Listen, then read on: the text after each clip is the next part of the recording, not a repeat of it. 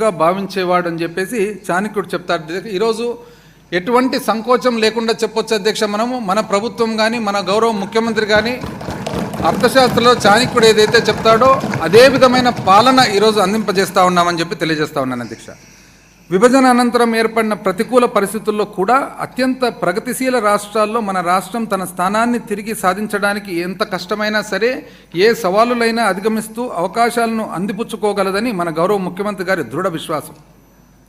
వినూత్న పరిపాలన ఆవిష్కరణలు.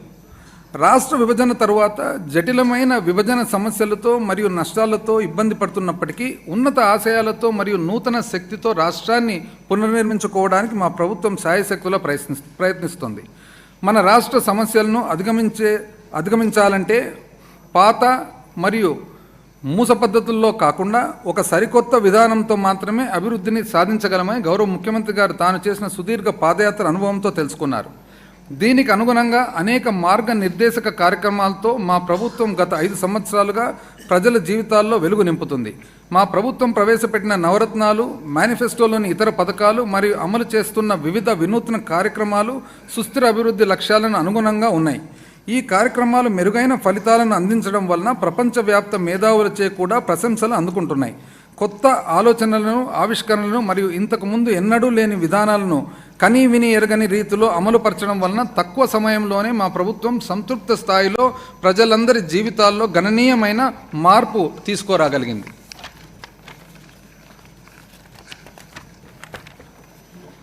ప్రముఖ ఆర్థికవేత్త జేఎం కీన్స్ మాటల అధ్యక్ష, అగైన్ జాన్ మెనార్డ్ కీన్స్ అధ్యక్ష, ఒక గొప్ప ఆర్థికవేత్త మరి తత్వవేత్త.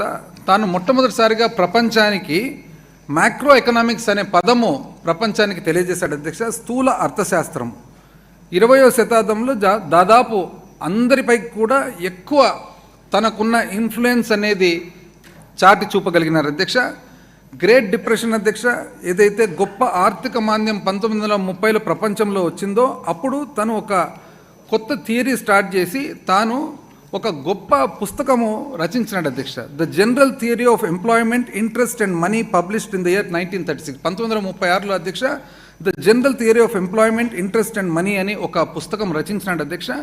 తాను ఏమంటాడంటే ఏదైనా కానీ ఇబ్బందులు కలిగినప్పుడు కానీ, ఆర్థిక మాంద్యం ఉన్నప్పుడు కానీ, డిప్రెషన్ ఉన్నప్పుడు కానీ తాను ప్రభుత్వం అనేది ఇంకా ఎక్కువ ఖర్చు పెట్టాల్సిన అవసరం ఉంది, ఎక్కువ ఖర్చు పెడితే అప్పుడే మనం మళ్ళీ ఆ మాంద్యం నుంచి బయటపడతామనే థియరీ ఆయన మొట్టమొదటిసారిగా ఆయన ప్రపంచానికంతా చాటి చెప్పాడు అధ్యక్ష. అంతవరకు డిప్రెషన్ అనేది ఉన్నప్పుడు ఎప్పుడు కూడా మనం ఇంకా ఖర్చు కంట్రోల్ చేసుకోవాలి అనే ఒక ఆలోచన నుంచి డిప్రెషన్ ఉన్నప్పుడు ఆర్థికంగా మనం తగ్గులో ఉన్నప్పుడు ఇంకా పైకి తీసుకురావాలని అధ్యక్ష. తానేమంటాడంటే his radical idea that government should spend money that they don't have has actually saved capitalism అని. అంటే ప్రభుత్వం దగ్గర డబ్బులు లేకున్నా కూడా, లేనప్పటికీ కూడా ఆర్థిక మాంద్యం ఉన్నప్పుడు కానీ, ఇబ్బందులు ఉన్నప్పుడు కానీ మనం ఇంకా కొద్దిగా ఖర్చు పెట్టాల్సిన అవసరం ఉంది అని చెప్పి తను తెలియజేశాడు అధ్యక్ష.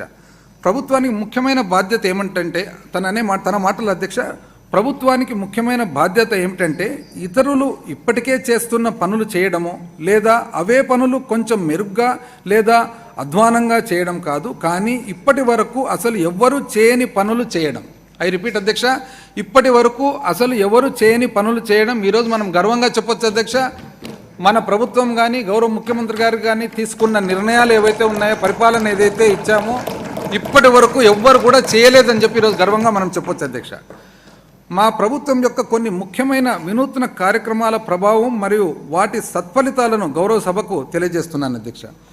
మన విధానాలు అధ్యక్ష 7 భాగాలుగా మనం దాన్ని విభజించవచ్చు అధ్యక్ష.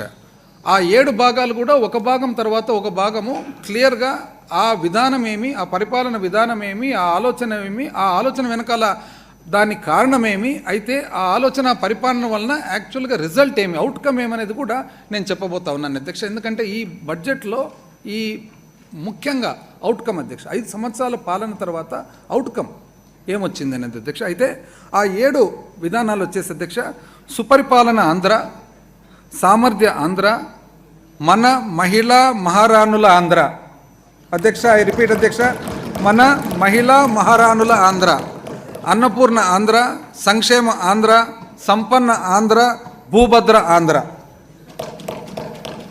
మొట్టమొదటి అధ్యక్ష సుపరిపాలన ఆంధ్ర. పాలనా వికేంద్రీకరణ, గడప వద్దకే ప్రభుత్వం. ప్రజల సాధికారత మరియు వికేంద్రీకరణలు సుపరిపాలన మరియు అభివృద్ధికి అత్యంత ముఖ్యమైనవి. వీటిని ప్రజల చెంతకు తీసుకువెళ్లే దిశగా మా ప్రభుత్వం అనేక చర్యలను చేపట్టింది. ఇందులో భాగంగా గ్రామ స్థాయి నుంచి ప్రభుత్వాన్ని పటిష్టపరచడం, విస్తృత స్థాయిలో పాలనా విభాగాలను పునర్వ్యవస్థీకరించడం మరియు సమాజంలోని వివిధ వర్గాల వారికి సాధికారతను అందించడం జరిగింది. పాలనా వికేంద్రీకరణలో భాగంగా జిల్లాలు మరియు పోలీస్ వ్యవస్థ పునర్వ్యవస్థీకరణ మాత్రమే కాకుండా స్థానిక సంస్థలను బలోపేతం చేయడమైనది. కమ్యూనిటీ కాంట్రాక్టుల విధానం స్థానిక పాలనలో పౌరుల చురుకైన భాగస్వామ్యాన్ని మరియు యాజమాన్య భావాన్ని ప్రోత్సహించి చిట్ట చివరి స్థాయి వరకు ప్రజాస్వామ్యాన్ని పటిష్టపరిచింది. దాదాపు 1,35,000 మంది ఉద్యోగులతో, ఐ రిపీట్ అధ్యక్ష, దాదాపు 1,35,000 మంది ఉద్యోగులతో 15,004 గ్రామ మరియు వార్డు సచివాలయాలను ఏర్పాటు చేయడం, 2,66,000 మంది వాలంటీర్ల నియామకం చేయడం ద్వారా సకాలంలో అర్హులైన లబ్ధిదారులందరికీ ఎటువంటి లోపాలు లేకుండా పారదర్శకంగా సంక్షేమ పథకాలు మరియు పౌర కేంద్రీకృత సేవలు గడప గడపకు అందించగలుగుతున్నాము. అందుబాటులో ఉన్న వనరులను సముచితంగా వినియోగించి జిల్లాల సంఖ్యను 13 నుండి 26కు, రెవెన్యూ డివిజన్లను 52 నుంచి 77కి పెంచడం ద్వారా మా ప్రభుత్వం పరిపాలనాపరమైన పునర్నిర్మాణాన్ని చేపట్టింది. కొత్తగా ఏర్పాటు చేసిన 25 రెవెన్యూ డివిజన్లలో కుప్పం కూడా ఒకటి. ఇది ప్రజలకు పాలనలో మరింత చేరువ చేయడంతో పాటు ప్రభుత్వాన్ని మరింత జవాబుదారీగా మరియు సమర్థవంతంగా చేసింది. నూతన సమీకృత కలెక్టరేట్ భవన సముదాయాల నిర్మాణం ప్రజలకు సేవలను మరింత చేరువ చేసింది. పౌరుల రక్షణ మరియు భద్రతను పెంపొందించడానికి మా ప్రభుత్వం పునర్వ్యవస్థీకరణలో భాగంగా అవసరమైన చోట కొత్త పోలీస్ సబ్ డివిజన్లను మరియు పోలీస్ స్టేషన్లను ఏర్పాటు చేసింది.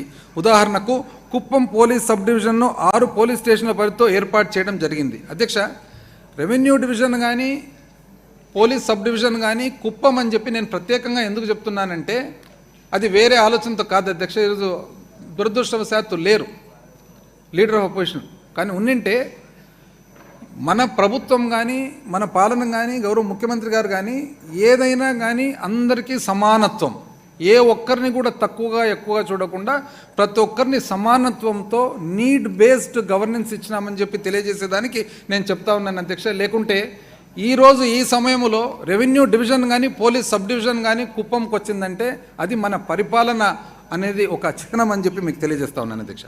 ప్రతి జిల్లాలో దిశ పోలీస్ స్టేషన్లు ఏర్పాటు చేయడమే కాకుండా రాష్ట్ర వ్యాప్తంగా పుణ్యక్షేత్రాలు మరియు పర్యాటక ప్రాధాన్యత కలిగిన 20 ముఖ్య ప్రాంతాల్లో పర్యాటక పోలీస్ స్టేషన్లు ప్రారంభించబడ్డాయి.